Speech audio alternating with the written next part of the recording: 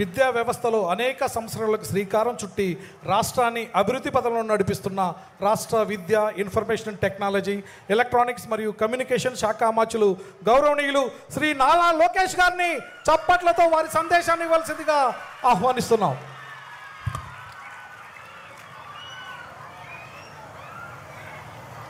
నా ప్రసంగం ప్రారంభించే ముందల ఇక్కడున్న పిల్లల్ని, తల్లిదండ్రులు కోరుతున్నాం. మొన్న పహల్గాం దాడిలో మనం భారతీయులు కోల్పోవటం జరిగింది.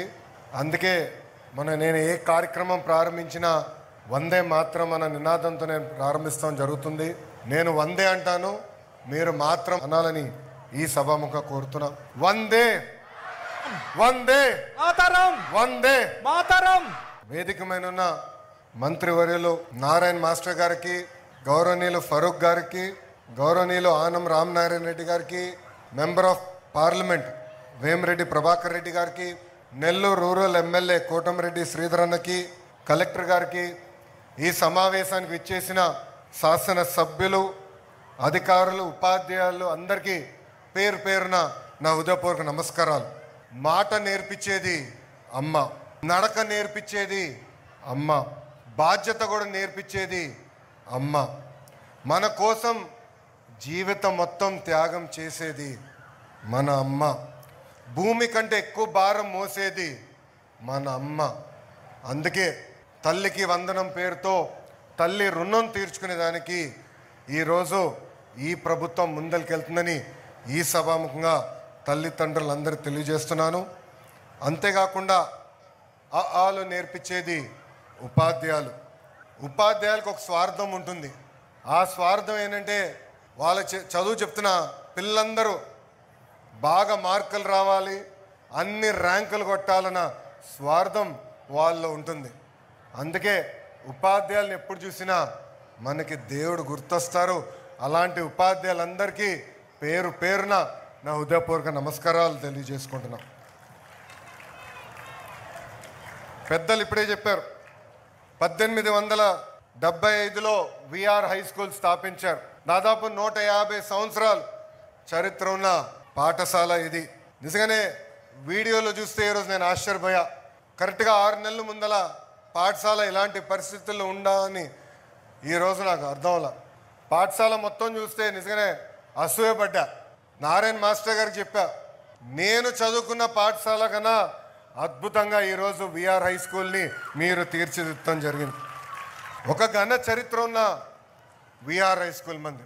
డాక్టర్ కె నారాయణ గారు అంటే honorary advisor and retired director for SHAR Sriharikota, మాజీ ముఖ్యమంత్రి వర్యులు డాక్టర్ బెజవాడ గోపాలకృష్ణ రెడ్డి గారు, ఎన్ జనార్దన్ రెడ్డి గారు, మాజీ ఉపరాష్ట్రపతి గారు వెంకయ్యనాయుడు గారు, ఏకంగా ఎస్పీ బాలసుబ్రహ్మణ్యం గారు, జీవీకే రెడ్డి గారు, ఇంకా వేదిక పైన ఉన్న నారాయణ గారు, మా పక్కనే నిలబడుతున్న సోమిరెడ్డి చంద్రమోహన్ రెడ్డి గారు, ఇంకా కోటమిరెడ్డి శ్రీధర్ రెడ్డి గారు, మాజీ chief justice P Chandrasekhar Reddy garu కూడా ఈ పాఠశాల నుంచే వచ్చిన వారు.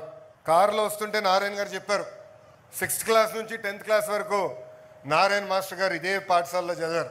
ఏకంగా ఆయన చదువు పూర్తి చేసిన తర్వాత టీచర్గా ఆయన ప్రయాణం కూడా ప్రారంభించింది ఇదే విఆర్ హై స్కూల్ అని ఈ సభాముఖంగా మీకు తెలుపుతున్నా.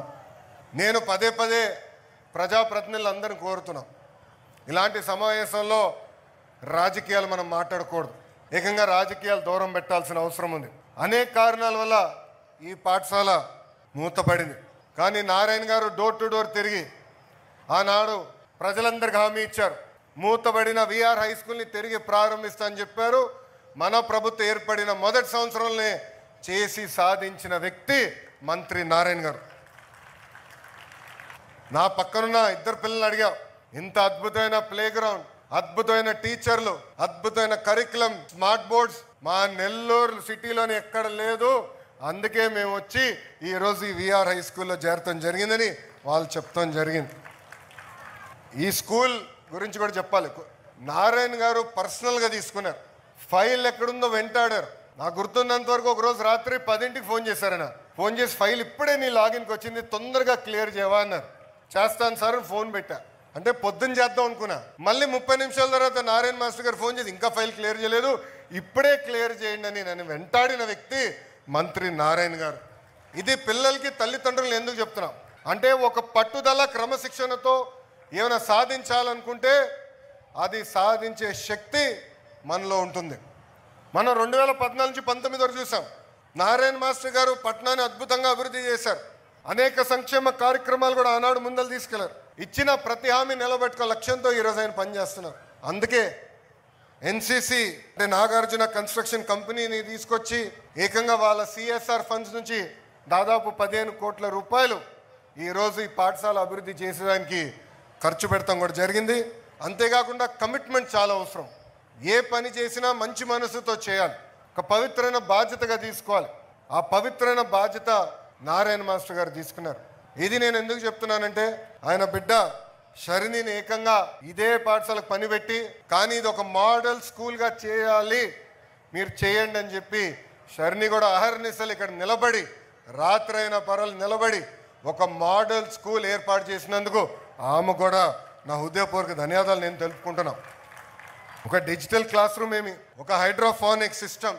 అంటే హైడ్రోఫోనిక్ సిస్టమ్ అంటే నీరుతో చెట్లు పెంచుతాం, పంట పండిస్తాం.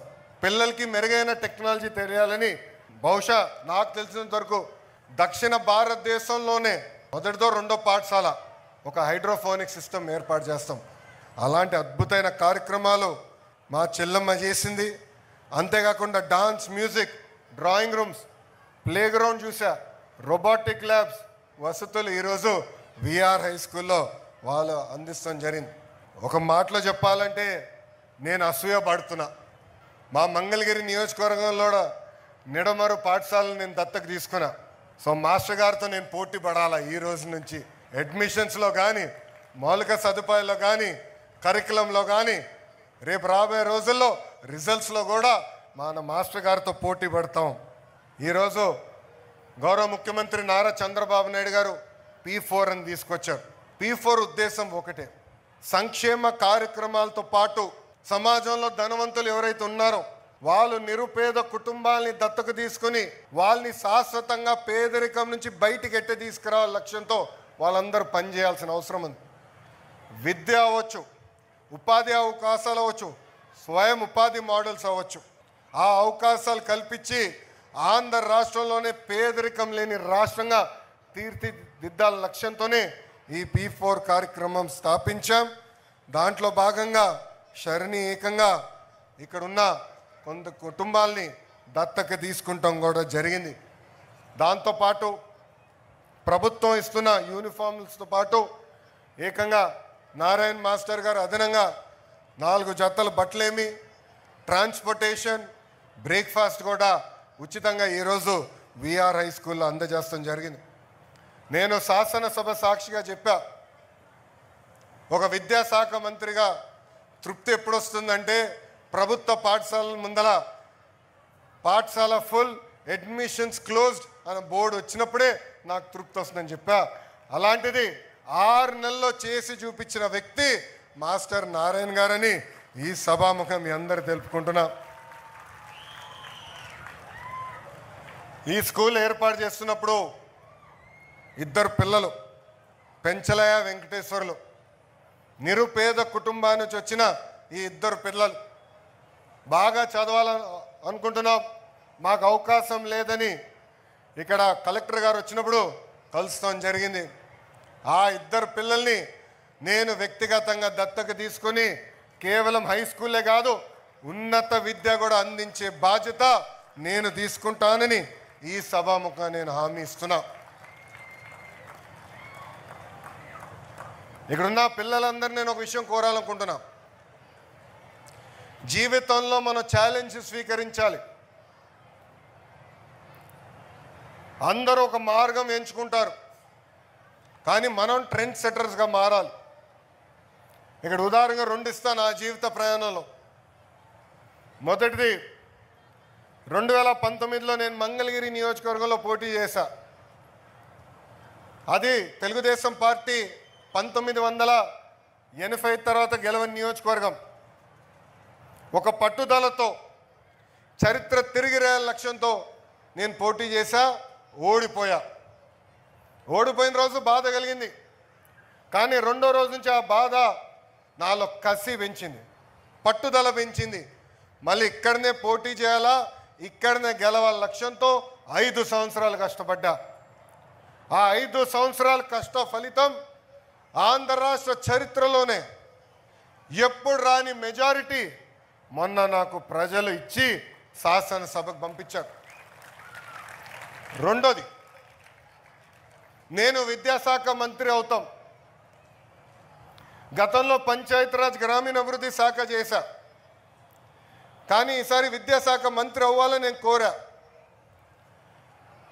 అదే టీవీలో వచ్చినప్పుడు చాలామంది సీనియర్ల దగ్గర నుంచి జూనియర్ల వరకు అందరు నాకు ఫోన్ చేసి, అంత కఠినమైన శాఖ నీకు అవసరమా?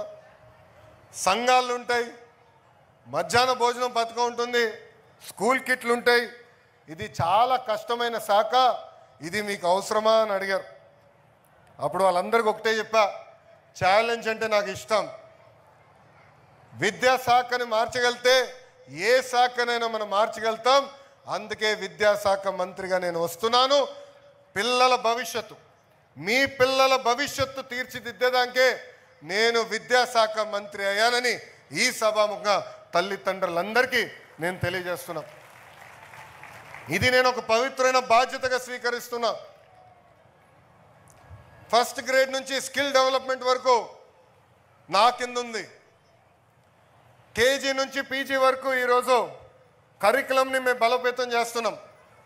మీరే చూశారు, ప్రైవేట్ పాఠశాలకు ధీటుగా మీ పిల్లలకి ఈరోజు యూనిఫామ్ ఇచ్చాం. పిల్లలకి ఇచ్చిన బ్యాగులు మీరు చూశారు, పుస్తకాలు మీరు చూశారు, ఏకంగా వర్క్ బుక్స్ కూడా మేము ఈ పిల్లలకి అందజేస్తాం జరిగింది.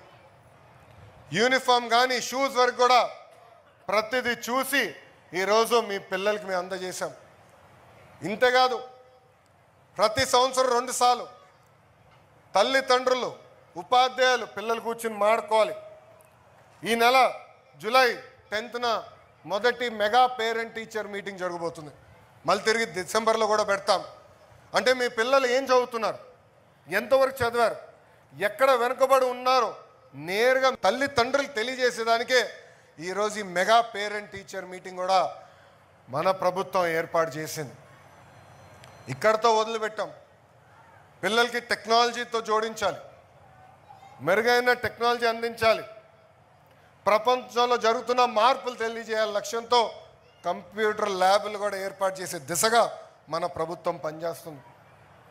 మీ అందరూ తెలుసు, మధ్యాహ్న భోజనంలో కూడా గౌరవ ముఖ్యమంత్రి గారు ఈ సంవత్సరం నుంచి సన్నబియ్యం ప్రవేశపెట్టారు. దాని వెనకాల ఒక కారణం ఉంది. గతంలో డిసెంబర్ మాసంలో పేరెంట్ టీచర్ మీటింగ్ జరిగింది. జనరల్గా ముఖ్యమంత్రి గారు పాఠశాలలకు వస్తున్నారంటే చాలా చర్చ జరుగుతుంది. నాకు ఫోన్ చేశారు అధికారులు, ఫోన్ చేసి గౌరవ ముఖ్యమంత్రి గారు ఇక్కడనే భోంచేస్తారు, ఏం పెట్టాలని అడిగారు. అప్పుడు వాళ్ళు ఒకటే చెప్పా, పిల్లలకి రోజు ఏ భోజనం పెడుతున్నామో అదే భోజనం గౌరవ ముఖ్యమంత్రి గారికి మనం పెడదామని చెప్పా. ప్రత్యేకంగా టేబుల్ ఏర్పాటు చేయాల, ప్రత్యేకంగా కుర్చీలు ఏర్పాటు చేయాల, మన పిల్లలు కింద కూర్చుని భోంచేస్తారు. అదేవిధంగా గౌరవ ముఖ్యమంత్రి గారు కూడా కింద కూర్చునే భోంచేస్తారని నేను చెప్తాను జరిగింది. ఇది మీ అందరికి ఎందుకు చెప్తున్నానంటే, ఆ భోజనం తినిన తర్వాత నేను గౌరవ ముఖ్యమంత్రి గారు హెలికాప్టర్లో 30 నిమిషాలు ప్రయాణం చేశా. ఆ 30 నిమిషాలు మన పిల్లలు తింటున్న భోజనం గురించి మాట్లాడారు. ఆయన నాకు తెలియజేశారు, అన్నం బాలేదు, నాకేం నచ్చలేదు, ఇది మీరు మార్చాలి, పౌష్టిక ఆహారం పిల్లలకి అందజేయాలి లక్ష్యం అని ఆయన చెప్పారు. అందుకే ఈరోజు సన్న బియ్యం కూడా మీ పిల్లలకి అందిస్తాం కూడా జరిగింది. నేను విద్యాశాఖ మంత్రి అయినప్పుడు మంత్రి నారాయణ మాస్టర్ గారు వచ్చిన పక్కన కూర్చున్నారు. ఆయన లక్ష్యం ఒకటే, ప్రభుత్వ పాఠశాలను బలోపేతం చేయాలి, మెరుగైన విద్య ప్రభుత్వ పాఠశాలలో అందజేయాలని. అందుకే నా పక్కన కూర్చుని ఆయన ఒకటే ఒక మాట చెప్పారు, మీరు ఎన్ని సంస్కరణలు తీసుకొచ్చినా ఒక్క క్లాస్ ఒక టీచర్, అంటే ఒక్క క్లాస్ ఒక టీచర్ తీసుకొస్తేనే ప్రభుత్వ విద్యా వ్యవస్థ మెరుగుపడుతుందని చెప్పారు. మన ప్రభుత్వ అధికారులు వచ్చినప్పుడు కేవలం 1200 పాఠశాలలు ఉంటే ఈరోజు నేను గర్వంగా చెప్తున్నా 9600 పాఠశాలలో 1 క్లాస్ 1 టీచర్ ఈరోజు మేము అందిస్తాం కూడా జరిగింది. మెగా డిఎస్సి ఏర్పాటు చేశాం. ఉపాధ్యాయుల పోస్టులను భర్తీ చేస్తున్నాం. మొదటి విడతలో 16,347 పోస్టులు కూడా మేము భర్తీ చేస్తాం జరిగింది. రాబోయే రోజుల్లో కూడా పోస్టులని ఒక పద్ధతి ప్రకారం భర్తీ చేస్తామని తెలియజేస్తాం జరుగుతుంది. ఉపాధ్యాయులు కూడా తెలుసు, మీకోసం ప్రత్యేకంగా టీచర్ ట్రాన్స్ఫర్ యాక్ట్ తీసుకొచ్చా. సీనియారిటీ లిస్ట్ ఫిక్స్ చేశాం. ఎప్పుడు లేని విధంగా మీరు ఎవరు చుట్టూ తిరగాల్సిన అవసరం లేని విధంగా ఏకంగా మొన్న దాదాపు 4,477 ఉపాధ్యాయులకి ప్రమోషన్ ఇచ్చాం. ఆన్లైన్ మెకానిజం ద్వారా 66,000 మంది ఉపాధ్యాయులు కూడా ప్రభుత్వం ట్రాన్స్ఫర్ చేసింది. ఒక వాల్యూ బేస్ విద్య చాలా చాలా అవసరం. ఎంత ఇంజనీర్ అయినా, డాక్టర్ అయినా, ఐఏఎస్ అధికారి అయినా, ఐపీఎస్ అధికారి అయినా, రాజకీయ నాయకుడు అయినా కూడా విలువలు చాలా అవసరం. మన పిల్లలకి ప్రత్యేకంగా విలువలు అందించేదానికి గౌరవ ముఖ్యమంత్రి నారా చంద్రబాబు నాయుడు గారు శ్రీ చాగంటి కోటేశ్వరరావు గారిని అడ్వైజర్గా నియమించి ఆయన రూపొందించిన పుస్తకాలు, వీడియోలు కూడా ఈరోజు మీ పిల్లలకి అందజేస్తాం జరుగుతుంది. దాంతోపాటు గౌరవ ఉప ముఖ్యమంత్రి పవన్ అన్న కూడా పదే మొక్కలు నాటాలి, చెట్లు పెంచాలి, ఆ చెట్లు మనం కాపాడాలని చెప్తాం జరుగుతుంది. అందుకే మీ పిల్లలందరూ కూడా గ్రీన్ పాస్పోర్ట్ అని మేము ఇవ్వబోతున్నాం. ఆ గ్రీన్ పాస్పోర్ట్లో ఒక చెట్టు నాటి 3 సంవత్సరాలు ఆ చెట్టును కూడా కాపాడాల్సిన బాధ్యత మీ పిల్లల పైన ఉంటుంది. మీ పిల్లలు ఆ చెట్టు కాపాడిన తర్వాతనే ఉపాధ్యాయులు పాస్పోర్ట్ పైన సంతకం పెడతాం జరుగుతుంది. నేను విద్యాశాఖ మంత్రి అయిన వెంటనే ఫస్ట్ సెకండ్ క్లాస్ పుస్తకాలు చూసా.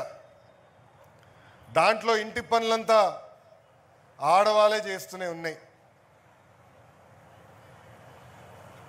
నేను మా అధికారులు చెప్పా, చిన్న వయసులో నాకు పెళ్ళయింది. నేను బ్రహ్మని అమెరికాకి వెళ్ళినప్పుడు ఇంటి పనులు సమానంగా చేశాం, అంటే 50-50. అందుకే ఈరోజు పాఠశాల పుస్తకాల్లో కూడా ఇంటి పనులు 50% మగవాళ్ళు చేసే ఫోటోలు ఉన్నాయి. అంటే మహిళల్ని గౌరవించాలా, అన్నిట్లో మగ ఆడ సమానం అనేది పాఠశాల నుంచే ప్రారంభించాల లక్ష్యంతో మీ ప్రభుత్వం పనిచేస్తుంది. ఇంకా ప్రతి సాటర్డే నో బ్యాక్ డే కింద ప్రకటించాం. పిల్లలకి టెక్నాలజీతో అనుసంధానం ఏమి, స్పోర్ట్స్, ఫిట్నెస్, యోగా కూడా ఏర్పాటు చేయాల లక్ష్యంతో మేము పనిచేస్తున్నాం.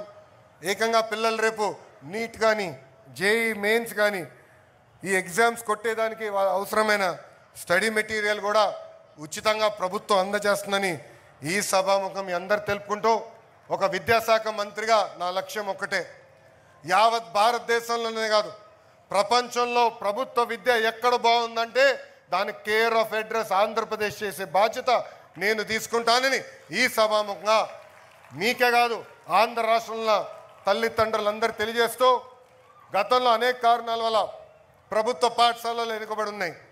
కానీ ఒక సంకల్పంతో, ఒక పట్టుదలతో ఈరోజు మేము అందరం పనిచేస్తున్నాం.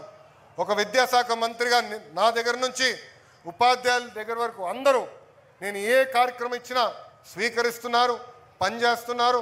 మన పిల్లలకి మెరుగైన భవిష్యత్తు అందజేయడానికి అహర్నిశలు కష్టపడుతున్నారని ఈ సభాముఖం మీ అందరు తెలుపుకుంటూ, నిజంగానే గౌరవ మంత్రివర్యుల్ని నారాయణ గారిని సభాముఖంగా నేను అభినందిస్తున్నా. ఎందుకంటే ఆశ్చర్యపోయే విధంగా మీరు ప్రభుత్వ పాఠశాలను తీర్చిదిద్దారు. ఇదే విధంగా 175 నియోజకవర్గాల్లో 175 లీప్ పాఠశాలలు ఏర్పాటు చేయాల లక్ష్యంతో మీ ప్రభుత్వం ఉంది. రాబోయే 5 సంవత్సరాలు ఈ స్థాయిలో కనీసం ఒక్క పాఠశాలను ఏర్పాటు చేస్తామని ఈ సభాముఖంగా